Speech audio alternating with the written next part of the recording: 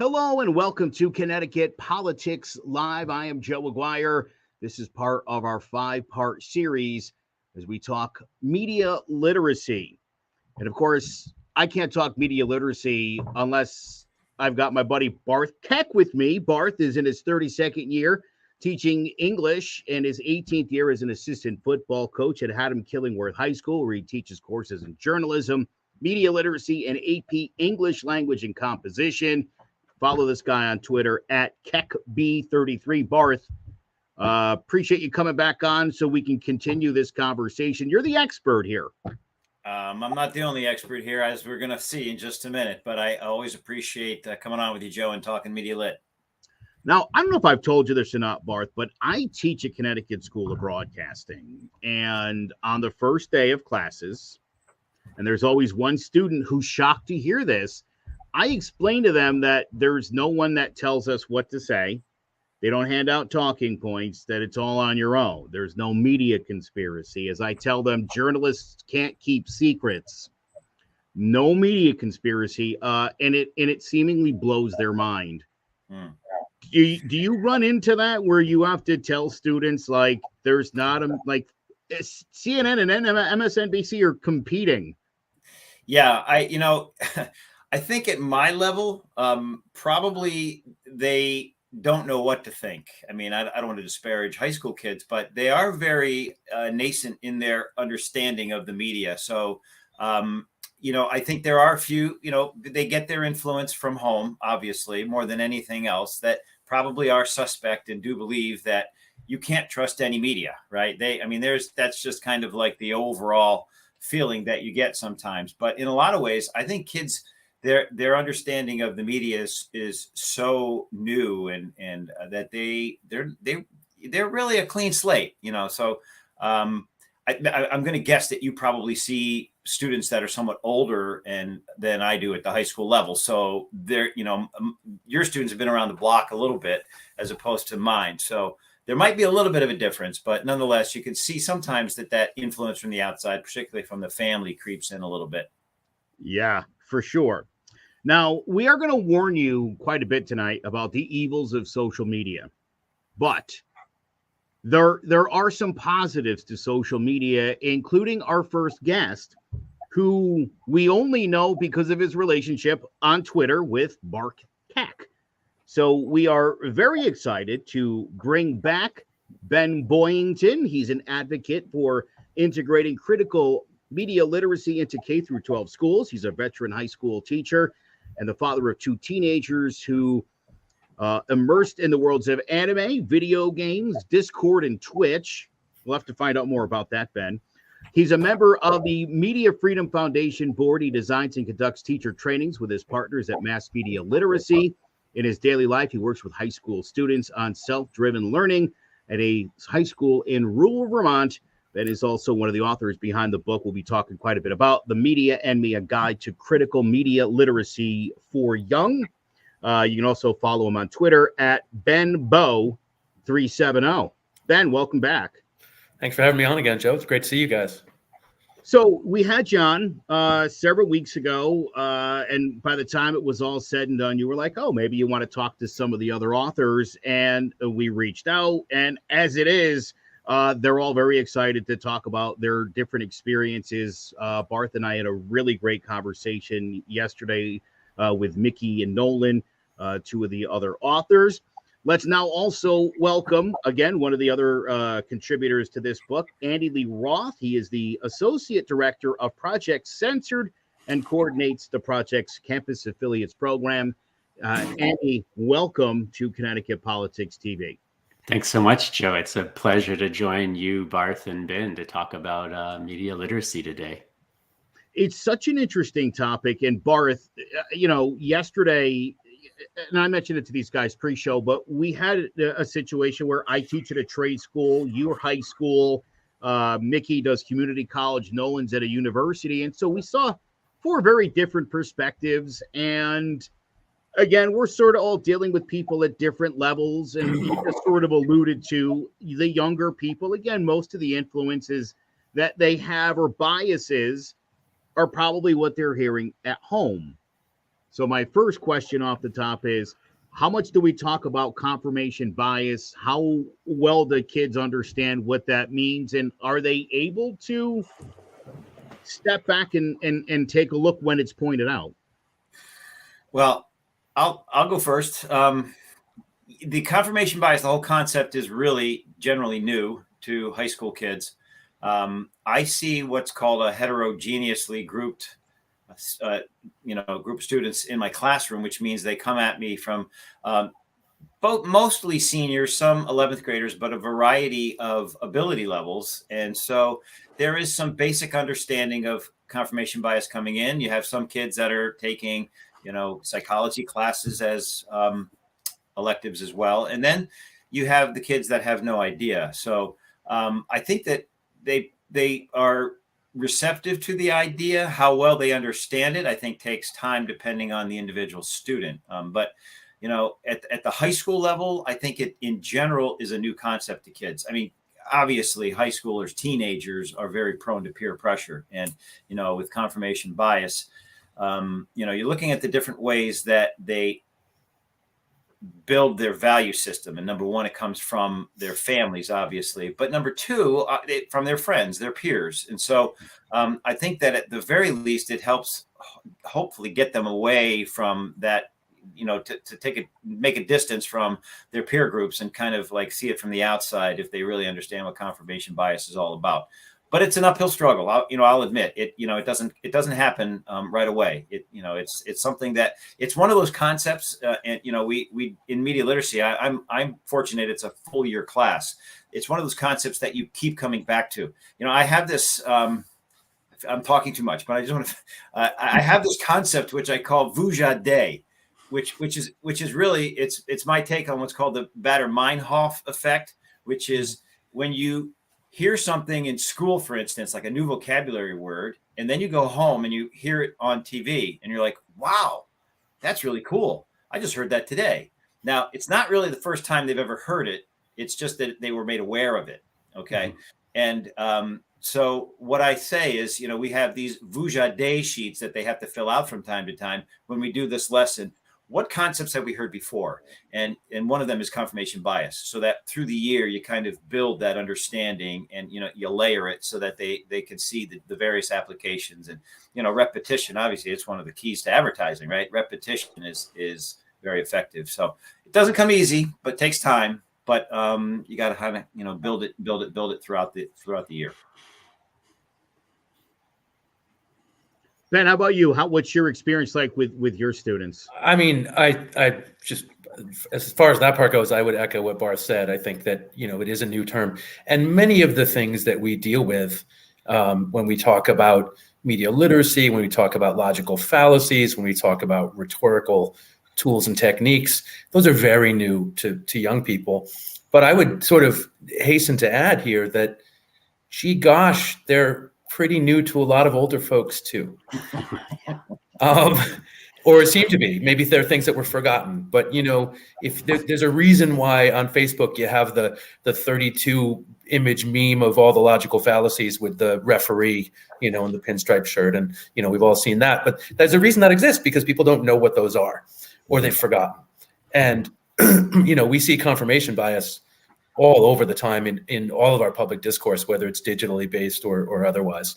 So I think, to say it's sort of a unique problem to high school or schooling kind of misses the point. Now, I would say that it would be great if more of us were doing that work in high school so that they were leaving with an understanding of these things and an awareness and a questioning of, how they're being manipulated, which is, of course, key to the book. So I'll hand off to Andy. Yeah, my training is as a sociologist, and my classroom experience is in a variety of college and university settings. I've taught in private liberal arts colleges. I've taught in the California State University system at Sonoma State University, and I've taught in the California Community College system at Citrus College in Southern California. And I'd say across the board, there's a difference between, I think, knowing the concept and thinking of it as an analytic tool and having experience of the phenomenon, right? And I think in that regard, the students I've taught in sociology classes, not necessarily focused on media, like an intro to sociology class, students, right, part of what a liberal arts education is intended to do is to encourage self-reflection. And so confronting one's own assumptions and biases is part and parcel of what you do in a classroom, I think. But that doesn't mean that students have a well-developed vocabulary or set of tools to talk about it, at least at first, right? That's part of what Barth is talking about. Like, you introduce the idea of confirmation bias, and maybe it sinks in for a few students the first day because it resonates with something from their experience, or they're just quick on the uptake. But then you come back, and that repetitive process is part of how you make something your own, right? How you integrate it into your own way of understanding. And so the beauty of a concept like confirmation bias, or some of the other key ideas we introduce in the Media and Me guidebook to critical media literacy for young people, the beauty is, like, many times these concepts resonate with experiences that students and young people already have. But it provides them a new standpoint, new footing from which to engage that experience, right? Or to articulate that experience. And I think that's part of what's exciting about being in the classroom, right? Is seeing a student at that moment where it clicks, and what was before like a concept with a definition to be memorized or something suddenly becomes like a tool. They feel like it's theirs. They know how to use it now, or they see that it would be useful to learn how to use it. And that's very exciting from a teacher's standpoint, right? I don't want to get ahead of us here, but Andy gave, I think, a very interesting point about liberal arts education.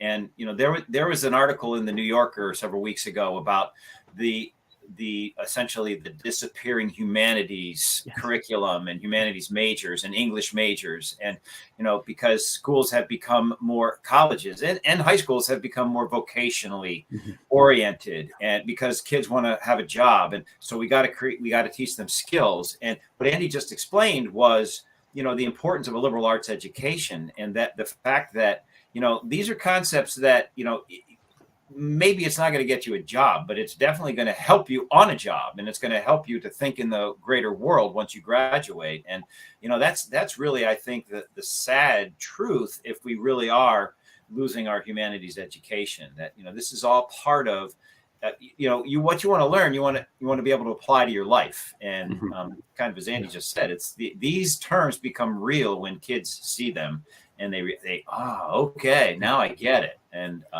hopefully, we're able to continue to teach this kind of information, and if we can, but it's not easy because, schools are very market driven now. Yeah. And I think that there's a translation that has to occur, I think, for students. Talking with college students, right, by the time they're juniors and seniors in college, they're definitely thinking about what's next, right? But I would be talking mainly in several of the schools where I've taught with people who had decided one way or another that sociology was a major or a minor.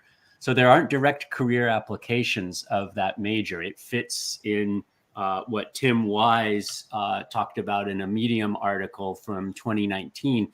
He talked about, we hear a lot about STEM, science, technology, engineering, and math, right? And Tim Wise was writing about what he calls MESH, which is media literacy, ethics, sociology, and history. And he was saying, writing in 2019, so rewind in your brain, where were we in 2019?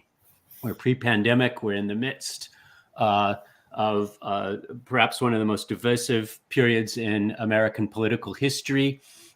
And he's arguing, and I think he's fundamentally right, that media literacy, ethics, and sociology and history are as important a component of a young person's education as the STEM coursework that there's so much emphasis on now, because it directly translates to marketable skills. And so with my students, I would say, look, you can't go to a job interview and say, well, I understand, Durkheim's conception of organic and mechanical solidarity. No one's going to hire you.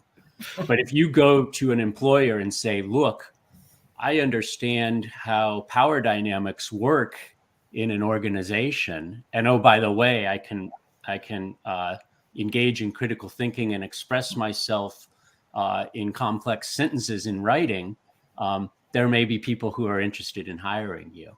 And so it's a translation task, I think, for both teachers, but especially for students in higher ed who are, doing their coursework in media literacy and ethics out of a philosophy background, and sociology and history and other of the humanities. The word empowerment, by the way, has come up an awful lot in these conversations. And again, Ben, I think we even maybe had discussed this last time. For a lot of people, and probably people more right than left, their idea of media literacy is, Snopes fact checking all the conservative websites, right? How do we know? And so again, I think it's important that people really, when we talk about empowering young people, and as Barth wrote several weeks back about empowering adults too, which I think is important in this book, by the way. This is for people like my mom as well. You can read this book; it would be awfully helpful. You wanna tackle that one, Ben? About power and about the partisanship question? Yeah. I think that, okay, so I read a piece in the Real Clear Politics sort of opinion section of their website last week, and I want to say the author's first name was Ben, but it was very clear, like 12 words in, that this guy had a bias against teaching media literacy, and his whole piece was about it was like scare tactics, right? Oh, the left and woke education, and it was all this sort of like the buzzwords, and it was really frustrating. A friend of mine sent it to me, and I wrote him I think it was like an 11-point, rebuttal of this, 3-page article. But the fellow was, there's a point inside of all of the criticism he was offering that, because when we do critical media literacy, we look at political economy, we look at ownership, we look at who's behind the scenes controlling what's happening. 5 companies own 90% of the media that we consume. That's a problem. And it's not a problem because those companies are right-wing or left-wing. It's a problem because media should be about multiple voices. Media should be about breadth of perspective. And when you have 5 companies, all of whom essentially have the same agenda, which is money, controlling all the media, then you're not going to get anywhere with kind of representing the breadth of humanity that we have in this country. I would suggest to you that media literacy is empowering, and media literacy, by its, sort of purpose, is nonpartisan in the sense that it's about getting us to be informed, getting us to understand and question. And that's, I guess that the partisanship would be that critical media literacy is anti-status quo. Yeah. So if that's partisanship, then I'm all in. And if it's not, because I don't think it really is, because it's questioning all of that structure. We were talking before the show a little bit about the DNC's role in the 2016 election, and about, now that the GOP and Trump's been indicted, and who came out against him among the Republicans? Nobody, right? They all did their lockstep. We're going to defend this guy's indictment as political machinations. Well, maybe it is, maybe it's not. But like, none of you could come out and say, oh, whoa, wait a minute. We have a criminal here, or at least a question. And it's very strange. So as for the partisanship, I mean, I say, like, it is about power. I said this last time, like, we can hold the power. We need knowledge and understanding to take it back. And we make a strong point in the beginning of The Media and Me about questioning. Critical media literacy is about questioning. It's about skepticism, not cynicism and rejection, but skepticism and opening a conversation, right? I probably said this before. Cynicism ends a conversation. Skepticism opens a conversation. That's what we need to be doing with this material and with looking at media in the same way we might look at politics directly, but you really can't look at politics without looking at media, especially today. Right. And I'll drop a reference to Andy will be able to give me the name of the author better than I can, but the Second Priorities book. Nicholas Johnson. Yeah. I had Nick Johnson. I had it almost right. Nick Johnson, but he makes FTC commissioner. Yeah. Right. And the thesis, right, is that no matter what your priority is, you got to address media literacy first, right? You got to address media. Because if you don't have that, you can't do anything else. And my friend, Bob McCannon, no longer with us, but he had a version of that where he said, you can't address political reform without media reform. You can't address education reform without media reform, right? And he went on, he had a whole, sort of list, but that was his rhetoric, was to hit those points. So, again, whatever your own ideology is, political ideology, if you understand the media, and I mean understand, not reject and assert fake news and those kind of behaviors that we see, but if you really understand it and you really look at it, it's going to do nothing but empower your purpose, on this planet. I'll add that, this is the crux of critical media literacy, right? And, one of the common complaints is that there are no good sources. All the media is bad. And, that clearly is it's a talking point. The MSM, the mainstream media, it's like, well, what is the mainstream media? Define the mainstream media for me. These are all the elements of media literacy that I think Ben is talking about, that if you really want to be an informed citizen and a responsible citizen, you need to understand what you're talking about when you just don't parrot the talking points that whatever, political party is projecting out there. So it really is about understanding, looking behind the curtain, for lack of a better term, right?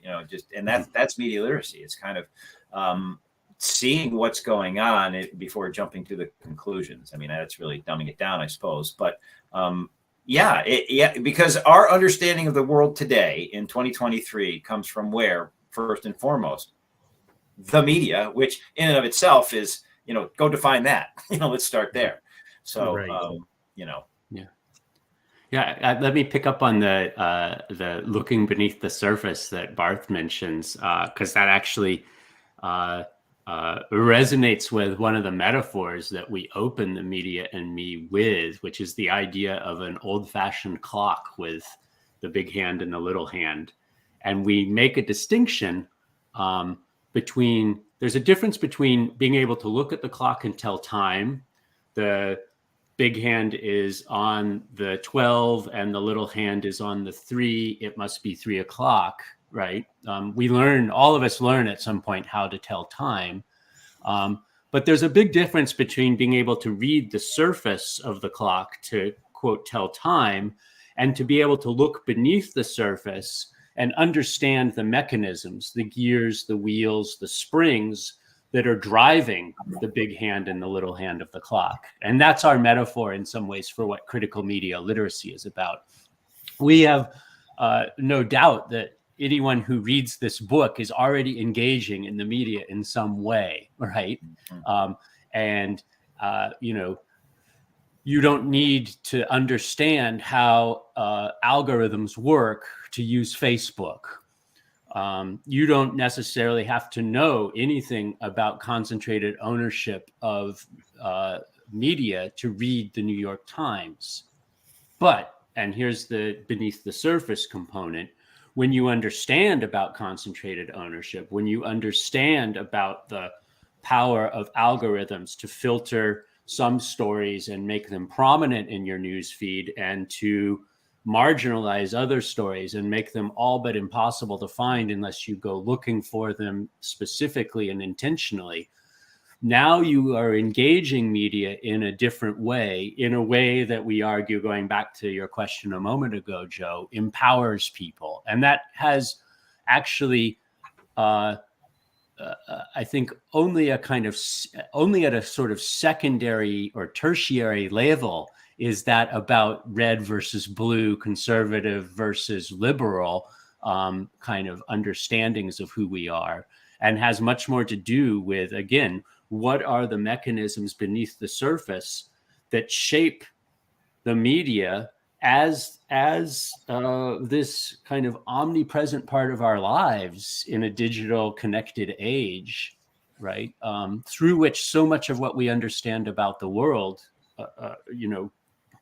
arrives to our consciousness. So I think that empowerment component is hopefully one of the great enticements of critical media literacy for young people who won't necessarily get excited about maybe learning critical media literacy.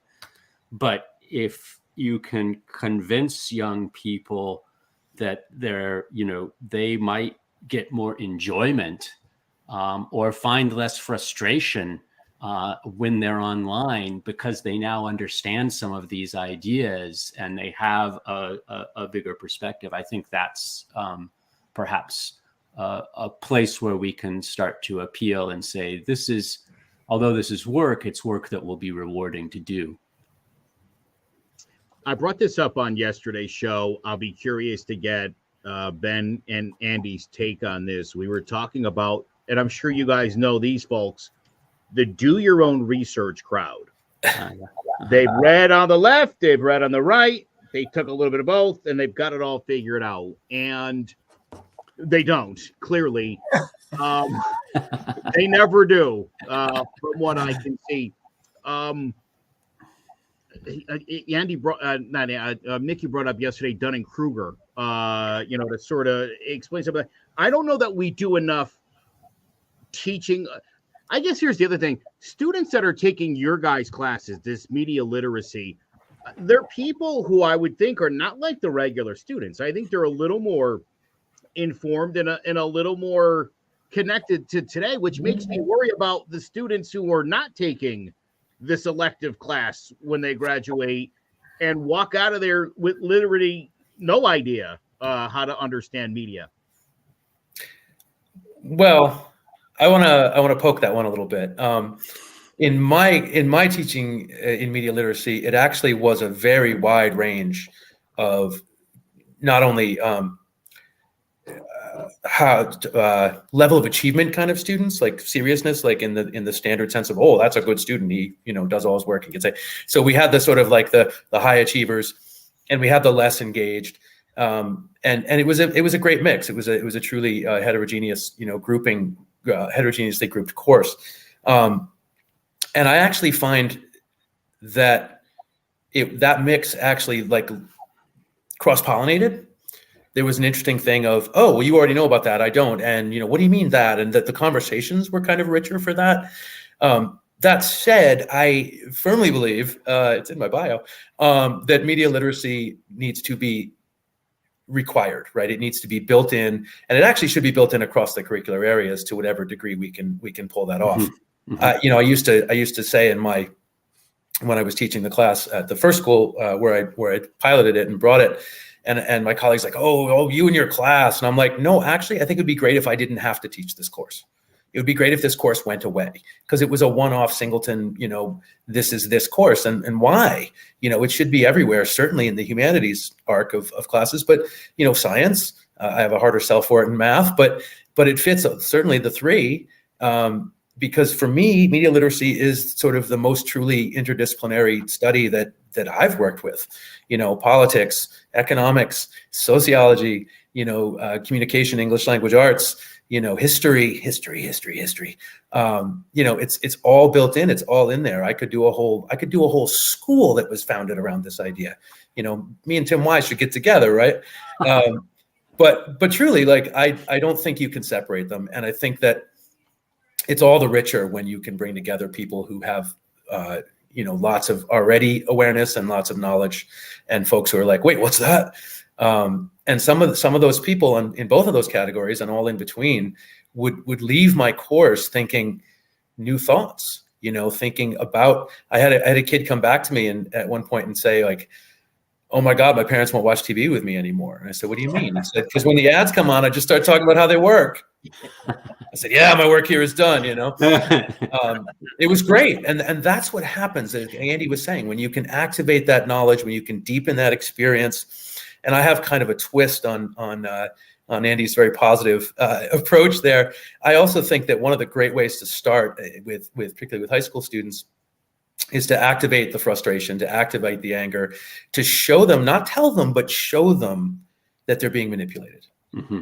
Because then they can, you can take that kind of, wait, what? And you can turn it into an academic discussion. You can turn it into an idea discussion. You can delve into that. And then you can get to the more positive angle that Andy was talking about. You can leave that with a constructive approach of, great, now I understand it better and I can go do something with this rather than just, be upset or not be aware. So I'll add, I agree 100% with Ben talking about making it a school-wide concept that's integrated into other classes. It needs to be organic. One of the joys I get from teaching media literacy is that, in as much as I'm teaching media literacy, I also have to teach some history, and I also have to teach some literature, and we got to read at least sections of cool books. And, my personal guru, Neil Postman, who was, wrote Amusing Ourselves to Death. And we just started our unit on technology in society today. And we read an excerpt from Technopoly. Oh, great. Yeah. And it's that stuff I love. And it's just, that could be something that comes out of a sociology class, for instance. Yeah. Right. Yeah. So it should be throughout the curriculum. And that's really, and as far as the idea of centering it around, making a school like a magnet school, for instance, Ben, when you do that, let me know. I'll be in touch. That would be wonderful. I would love to do that. The last thing I'll say on this is that I also do in my own class, I bring media literacy into my other English classes, especially language and composition, the AP class I teach. Yes. Because it's all about persuasion. That's what rhetoric is. And so, in fact, at the end of the year, we even do like a little media lit unit, once we get done with the test and all that stuff. But it just fits right in. So it's just an organic kind of topic that really should weave throughout the entire high school curriculum. And since we're nerding out a little bit here, I'll share my total geek moment. I had one of the last times I had a full media literacy course. It was very exciting, and I took. We had this discussion about secondhand television, kind of like the secondhand smoke idea. And we read a CNN report, and they were like, well, what? How do they know that? What do you mean studies show? What's that all about? I found the study, right? I called up the aforementioned Bob McKinnon, and he had a subscription to Pediatrics Magazine. I said, Bob, send me that article. And he's like, okay. So we sent that article, and I developed a whole piece experience with the students to look at how, because I didn't know, I had to figure it out, to look at how do you read studies? Right? How do you break it down? And what is N? And what is, how do you look at why do they have the section on further research or the section on methodology? And I kind of did this whole, it was like a 2-day kind of unit on how to read studies. And I really got into it. They were kind of looking at me like, you're a little too excited about this, Boyington. But it was really fun. And it actually got us somewhere, because then when you say studies show, here's the skepticism, right? Whose studies, right? And when you get that study, there's always that opening section in the very tiny print says who paid for it, right? Mm-hmm. And if you're looking at a smoking cessation study and it's paid for by Philip Morris, and the Reynolds company, you got a question, right? And so you have to dig for that kind of stuff, but that's part of the skepticism. That's part of the questioning that we all want our students to do. During the election, I ran into a situation where I was literally reading from a study. I think it was by Marist, well documented, and it was people's opinions on the Supreme Court. And I got some feedback from my listeners. Who's Marist to decide all this? And I was like, all right. I came armed because I knew this ignorance was going to come up, and I read off the credentials of Marist and their polling and how it all works. And I've done that in the past with specifically Republican candidates, because they tend to be the ones that discredit the polls. And Barth, as you know, in Connecticut, the polls were dead accurate. And the Republicans, they lost by exactly what they were supposed to lose by. And leading up to it, they're getting killed, and they're like, no, we've got internal polling. It's a lot closer. The second one of our congressional races got close and their guy went ahead by a point, suddenly it was the gold standard of polling. And you know, I pointed that out to the listeners, and I'm like, you guys not see how these folks are lying to you when it suits them. And if you can recognize that, I think you're like one step closer to kind of getting things figured out. Well, Which kind of takes us back to confirmation bias. You took the words out of my mouth, Ben. Yeah, I mean, I was going to say one of the things we talk about in a very like the initial framing of the Media and Me book is how media is about interpretation. You know, like we're talking about meaning, and meaning requires interpretation, right? One of the examples we use that is from everyday life is you need to be able to understand, if you're going to get along with people, the difference between a wink and a blink, right?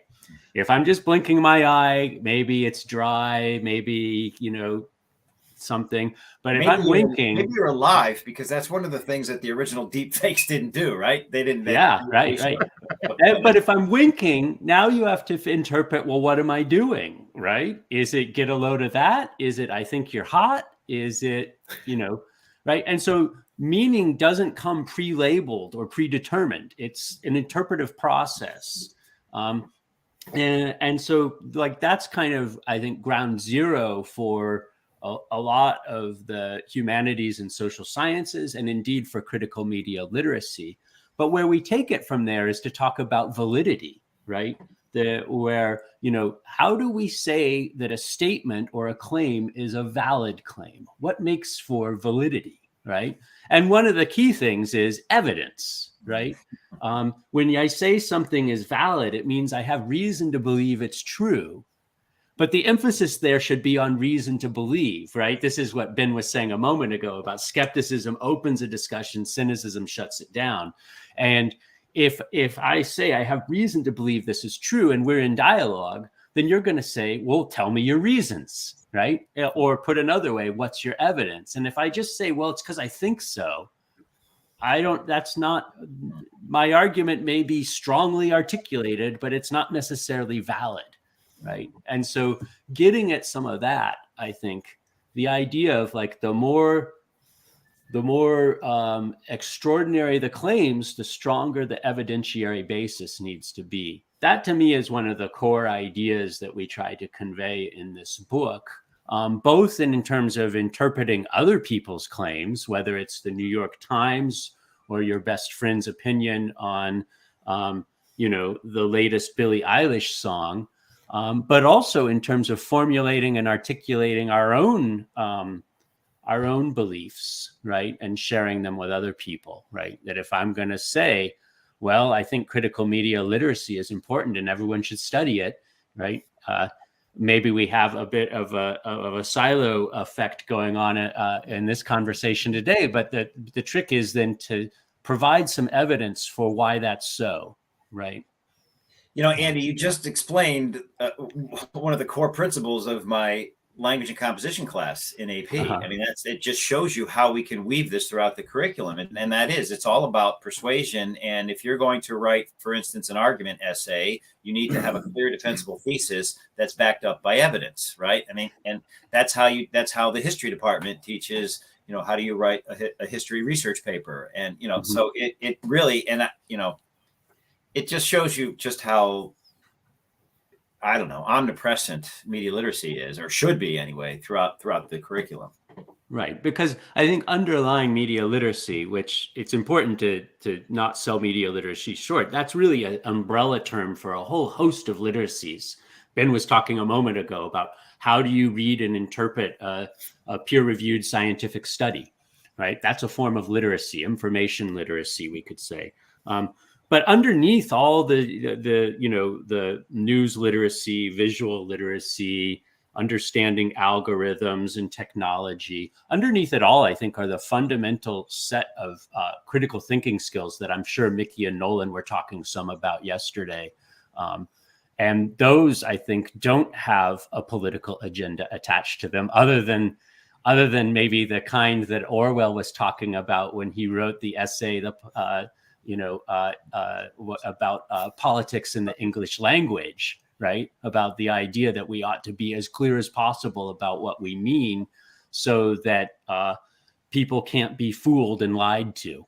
Right. Or as George Carlin does in his famous video about euphemisms, in which I used to show, it's kind of from that one. But yeah, it's, I mean, I mentioned this on yesterday's show, the whole concept of doublespeak and how, students need to recognize these signal words and, the dog whistles, the words that really, they have a meaning below what they're saying. And kids need to understand that. That is, again, all part of questioning and all part of, what we're talking about with media literacy. I think two things. Carlin, I once showed 7 dirty words in class. So the kids were great with it. The parents were not so happy.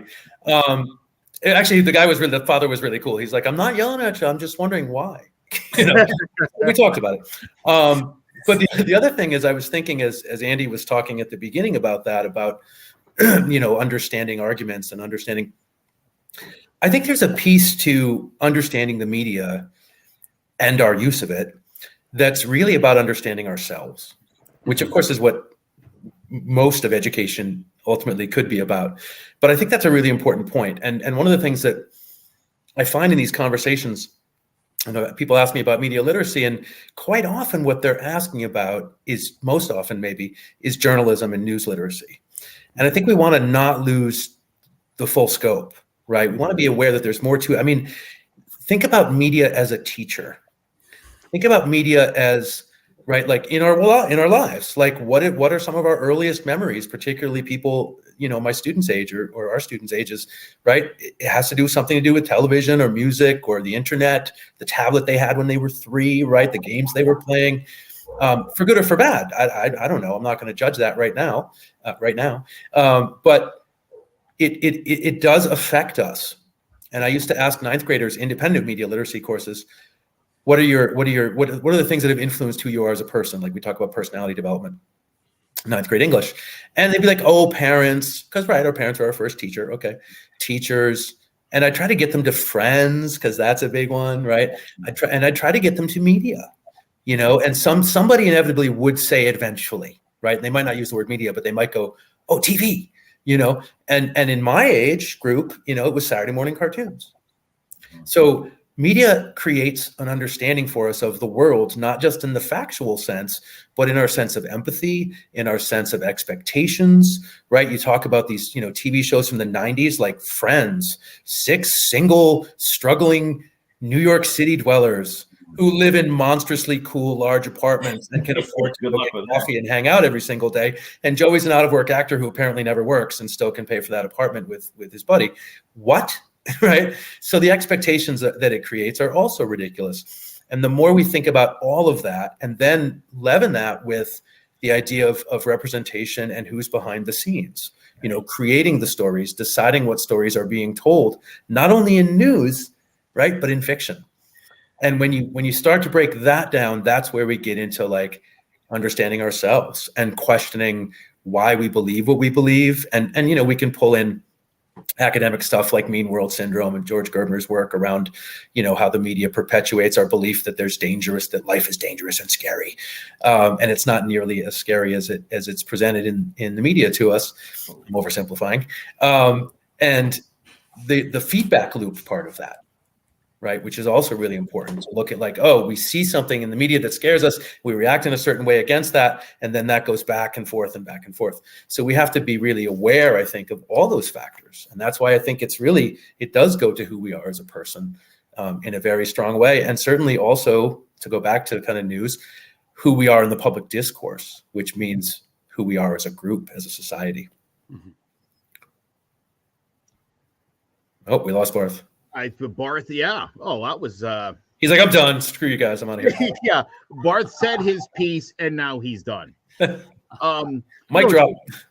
I often talk to my mom. One of the warning signs I give her when she's reading news stories, I say to her, if your blood is boiling at the end of an article, there's a good chance that person had that exact agenda in mind. Yeah. I mean, I think that's a really important point to become aware of. And it goes to the final chapter of The Media and Me is called, What Do You Want to Do? And the idea is, well, you've made it all the way through this book, or maybe you've been jumping around in this book and you picked up the final chapter. But it's the idea that all this learning, the whole point of critical media literacy is to enable us to engage in an informed and intelligent and compassionate way. And my favorite, so this final chapter I'm talking about has 10 kind of points that are takeaways. And my favorite one is, I'm actually just going to read it because I love how we worded it. I hope this isn't, I didn't actually write this, but I love how we, the group of us that wrote this book, wrote this. It's engage with media at a pace that makes sense for you, rather than at a speed dictated by media producers or peer pressure. And the link there for me is that when something engages us emotionally, a lot of the critical thinking processes that we're talking about today get short-wired or are temporarily put on mute, right? And that can be, as you say, intentional on the part of the person who created the message to get us to react emotionally and fervently. And that's exactly when I think it may be important, not just for young people, but for all of us to, take the proverbial deep breath, to slow down our reaction and give ourselves a minute to engage these critical thinking processes, to engage, I like to talk about flexing our critical media literacy muscles, to actually let them engage before we respond. And I think Nolan Higdon in his book about the anatomy of fake news makes exactly this point too, that it's very important when you react emotionally to be able to take a moment and just react and recognize this caused me to have an emotional reaction. And that's not, there's no judgment of that. It's just a noticing, right? That then you can, but that opens the space, the noticing opens the space to then begin to get kind of analytical, if you will, about, well, what was it about this that made me feel powerfully that way? And again, I think, there are life lessons here, not just for young people, but for people of all ages, because if you spend enough time using social media or engaging other forms of media, you will encounter things that are going to push your emotional buttons. And maybe that's, some of that is often good, right? Arguably, the point of art is to spur us. The point of a novel, if it's written powerfully, is to make us feel things. But what we do with those feelings, not everything that happens on Twitter is great art, and some of it is intended to rile us up.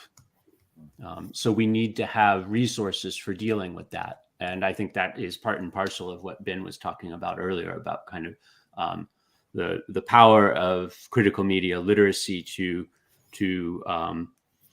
encourage self-reflection.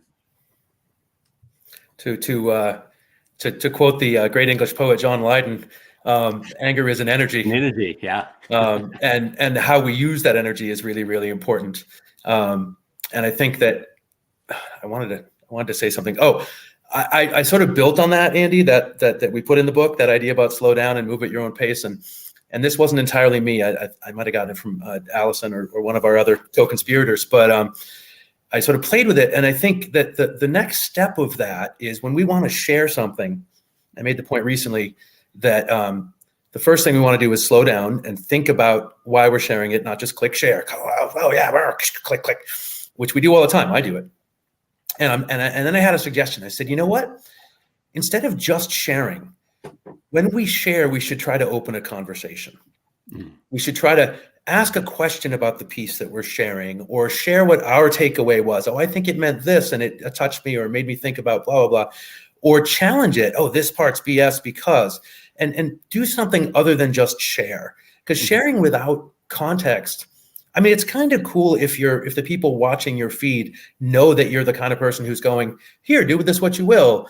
I'm not taking a stand because I want you to have a conversation without me. But that doesn't happen, right? Unless you spark it. So I think that should be our mode, right? Is some kind of, how do we spark that conversation? How do we inject that, maybe that skepticism that opens that conversation? Mm-hmm. And that's a sort of an added layer, for the slow down idea. Mm-hmm. Yeah, because it takes more time to think about, well, what is it that I would like to point people to in this, right? So that opening the conversation is more than just your thoughts, ? Right. And if you ask, which I think is kind of like the hollow version of what you're talking about. I think so, absolutely. And I think that by trying to come up with what your takeaway is, or asking a specific question, you are thinking more deeply about the material that you're reading. So so the idea not only encourages conversation, but it encourages sort of self-reflection and adoption of the content, which makes me remember a time Bob McCannon, again, bringing up Bob, I was on a listserv with him, and I would just kind of post things and not say anything. And he's like, Boyington, how do you feel about it? Like, take a stand on something. And maybe that's what he meant, right? Was that I wasn't taking a stand and I wasn't sparking a conversation. I was just throwing it out there, and that's not enough. Yeah, I didn't take it that way when he said it, but hindsight being 2020, maybe there was more to what he was ranting about in that moment. Much like the do your own research people who post stuff and will post it on Facebook and be like, I'm not looking to engage. I'm not that political. I just posted this. And it's like, you thought enough about it to post it. You think that you're just going to post that without comment from anybody? Mm-hmm. That kind of thing. I got thrown off of Facebook for engaging with someone who took that stance one time. I have a new account, so don't worry about me. But, that kind of stuff burns me up. And I think a big part of what I do and what's allowed me over the last year to basically do liberal radio on a conservative radio station is I'm not trying to convince people. I use facts. I tell the audience, fact check everything I'm saying. I can't afford to be wrong. I can't afford to say things that are wrong, or you'll never listen to anything. You would have no reason to. One of my favorite things to do is to cite conservative think tanks when I'm trying to make a point that they're not going to like, so that they can't question the source. And I will tell you this, over the course of a year with this audience, I have slowly made headway where when I come on, and Barth, you'll be on again, as you always are when I do my weekly fill-ins there. They suddenly like the fresh perspective. And I got an even better compliment recently. It sort of got passed to me through a friend. A guy was listening to me who I know his wife. I don't know him. He happened to be listening, and he came home and he said to his wife, "You'll never believe this. I was listening to a conservative radio station. The guy was saying stuff I couldn't believe they were allowing that." And I thought to myself, I appreciate the compliment, but I think even people who consume media think there's an element of control to everything that's happening. And I think that's scary too. Well, I mean, I think if we're talking about the corporate media, and I'll specify it, say corporate news media, there are not necessarily control, but we're talking about large organizations that for people to do their work, there has to be a division of labor where everyone understands what's happening and when. And in sociology, this gets talked about in terms of conventions, shared ways of doing things, right? And so there are conventional ways of reporting a story that when we're talking about corporate news media, just one example will kind of give a flavor of what could be an entire like semester of sociology of media. When when journalists working with establishment news outlets go out to find and report stories, they tend to look for sources of information and perspective who have some sort of official status, right? So they are government officials or they're corporate spokespeople. They tend not to be the neighbor who's a mom, right? Or even necessarily, except in certain cases for certain kinds of stories, the school teacher, right? They're the bias for a good source for who counts as newsworthy is someone with some sort of official status. And that convention fundamentally shapes how news professionals see and understand the world. They understand the world, and this is research that was done originally by in my field in sociology, Gay Tuckman, Mark Fishman, Herb Gans, all of whom did long, in-depth field work at news organizations to understand how news people do their jobs on a day-by-day basis. So the upshot of this is that if we're going to talk about the most fundamental bias in kind of establishment journalism, it's a preference for official sources, which means the world for journalists is filtered through kind of bureaucratic lenses. The lenses, in effect, the worldviews of people as they are in these institutional organizations, and that is arguably a more fundamental bedrock kind of slant or bias in news coverage than any of the kind of typical arguments we get when we talk about, are journalists and news professionals predominantly liberal in their political affiliations, and how does that shape how they report the news? And so I mention that because I think, it's a complex thing to say, well, the news isn't like controlled or predetermined. There's not a conspiracy theory per se, right, to tell us something. But there are strong organizational forces at work that shape how, Ben mentioned a while ago, with concentration of ownership, 90% of the media that we encounter is controlled by, depending on how you count, 5 or 6 major corporations, and that includes news, right? If these same pressures are operating on all those 5 or 6 organizations, that explains a certain homogeneity of news that you can see if you just turn the TV on and flip through, during the evening news, you flip from one station to another quickly, and you'll see basically the same set of stories coming up. Well, how did that happen? It wasn't a grand conspiracy, but it's that they're all playing from the same kind of conventional playbook of who and what counts as newsworthy. And so I think I'll wrap this up quickly here.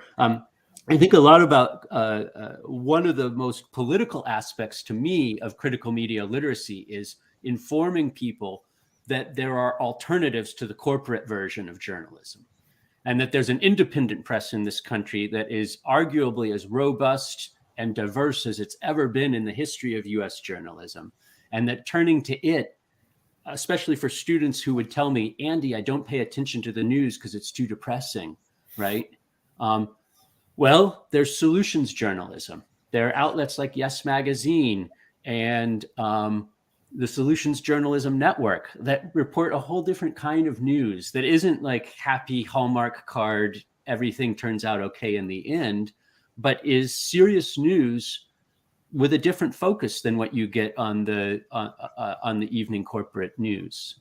And I think that's a really important part that goes back to all kinds of themes we've been talking to today, but one of them being empowerment. I think a lot of corporate news is intended to trigger that mean world syndrome response and to convince us that we as individuals and as communities don't have much efficacy, don't have much agency in shaping our own lives. And that's a message that depoliticizes people, that disengages people. And so independent journalism provides an important counter to that. The book is called The Media and Me, A Guide to Critical Media Literacy for Young People. A big thank you to Andy Lee Roth, Ben Boyington. Thank you for coming back again. I appreciate you gentlemen sharing your insights and your expertise. I really enjoyed today's conversation, so thank you both. Me too. Thank you. All right, we shall talk again. Barth Keck kicked into action last minute. Thank you for joining us on this, Barth. Love talking media literacy with you, and I feel like again as this series continues, we've learned a lot about it. Yeah, absolutely. And you started the show by saying that I'm an expert. I'm not an expert. I mean, and that's the thing about this very topic is that because like media itself, understanding it, media literacy changes as well. You got to try to stay on top of it and stay a step ahead if you can. And the guests that we've had on the last couple of days, they enlighten me. So hopefully, and I would think that they'll also be enlightening anybody who happens to watch. Yeah. Again, Barth, really appreciate it. We will have you back a little bit later in the week for a couple more interviews as we wrap this series up. Barth Keck, Connecticut News Junkie. Make sure you check him out, KeckB33 on Twitter. Barth, we will talk to you very soon. Thanks as always, my friend. You're welcome. Thank you, Joe. You got it, bud. And that's going to do it for this episode of CT Politics TV. Make sure you tune in again tomorrow night at 5 p.m. as our media literacy series continues. It's a 5-parter. We appreciate you watching. You can also get all the latest thoughts and insights, and you can check out all the other episodes by visiting ctpolitics.tv. I'm Joe Aguirre. That does it for me. Have a great night.